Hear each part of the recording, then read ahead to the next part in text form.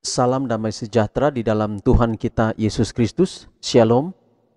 Kita bersyukur kepada Tuhan kita ada di hari yang baru. Dan saya mengucapkan selamat hari ulang tahun untuk adik saya Samuel Bawengan. Dan ya pada hari ini tetapi juga turut berduka cita atas meninggalnya Bapak Sumaryana. Kepada keluarga besar yang berduka, Tuhan kiranya memberikan penghiburan yang sejati. Dan pada saat ini saudara kita akan dengarkan pekabaran firman Tuhan yang berjudul pendamaian oleh darah Kristus. Pendamaian oleh darah Kristus. Roma 5 ayat 11, dan bukan hanya itu saja, kita malah bermegah dalam Allah oleh Yesus Kristus Tuhan kita, sebab oleh Dia kita telah menerima pendamaian itu. Syukur kepada Yesus karena darahnya telah tercurah untuk kita, hidup untuk memohonkannya, hidup untuk membuat syafaat bagi setiap jiwa yang menerimanya. Jika kita mengaku dosa kita, maka Ia adalah setia dan adil, sehingga Ia akan mengampuni segala dosa kita dan menyucikan kita dari segala kejahatan. Darah Yesus Kristus membersihkan kita dari semua dosa. Kita perlu menjaga kemanjuran darah Yesus. Darah yang membersihkan kehidupan, yang menopang hidup, yang dihargai oleh iman yang hidup adalah harapan kita. Kita perlu bertumbuh dalam penghargaan terhadap nilainya yang tak terkira. Karena itu berbicara hanya untuk kita ketika kita dengan iman mengklaim kebajikannya, menjaga hati nurani tetap bersih dan damai dengan Allah. Ini diwakili sebagai darah pengampunan yang tak terpisahkan terkait dengan kebangkitan dan kehidupan penebus kita. Diilustrasikan oleh aliran yang terus mengalir, yang berasal dari tahta Allah, air dari sungai kehidupan.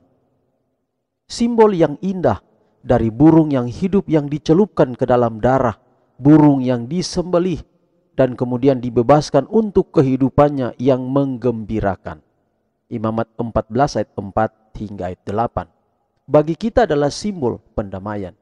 Ada kematian dan kehidupan yang dicampur, menghadirkan kepada pencari kebenaran dan harta terpendam, penyatuan darah, pengampunan dengan kebangkitan, dan kehidupan penebus kita.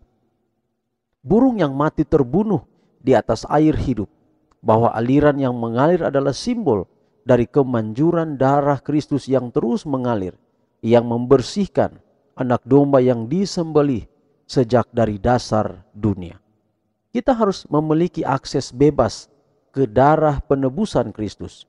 Kita harus menganggap ini sebagai hak istimewa yang paling berharga, berkat terbesar yang pernah diberikan kepada manusia berdosa.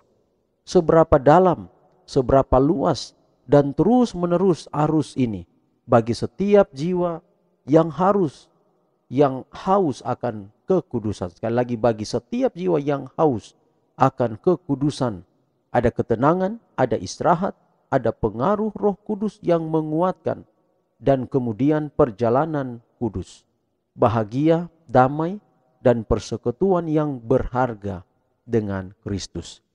Saudara-saudara, tentu darah domba, darah kambing, darah lembu, darah burung merpati, tidak mungkin darah itu menyucikan dosa kita. Semua itu hanyalah simbol kepada darah Yesus Kristus. Hanyalah darah Yesus Kristus sajalah yang dapat mengampuni segala dosa kita. Kematian Yesus, pengorbanan Yesus di atas kayu saliblah yang membebaskan kita. Tetapi setiap simbol-simbol di dalam firman Tuhan yang merujuk pada Yesus Kristus itu telah dinyatakan, telah diatraksikan sejak Taman Eden ketika manusia berdosa. Allah membunuh seekor binatang.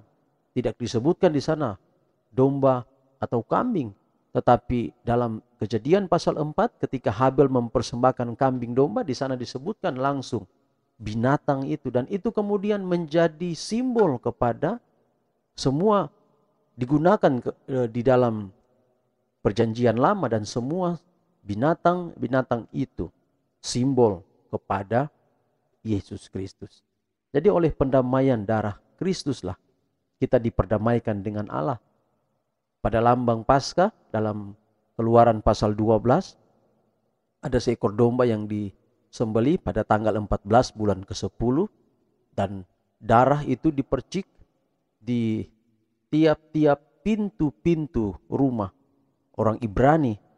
Dari setiap pintu yang ada darah, maka Tuhan tidak membunuh anak sulung di dalamnya. Dan itu semua adalah simbol kepada Yesus Kristus yang kemudian mati untuk kita. Maut tidak akan berkuasa lagi, oleh karena Yesus telah menggantikannya untuk kita. Biarlah pekabaran pagi hari ini boleh menjadi berkat dalam kehidupan kita. Tuhan akan berkati kita sepanjang hari ini, khusus hari Sabat, hari peribadatan. Biarlah kita dapat menikmati kebaikan Tuhan. Tapi bagi keluarga Sumaryana yang berduka hari ini, biarlah Tuhan akan memberikan kekuatan. Karena Bapa telah setia, maka percayalah kalau Yesus datang, kita semua boleh berjumpa lagi, bertemu kembali lagi. Inilah menjadi doa dan harapan kita di pagi hari ini. Shalom.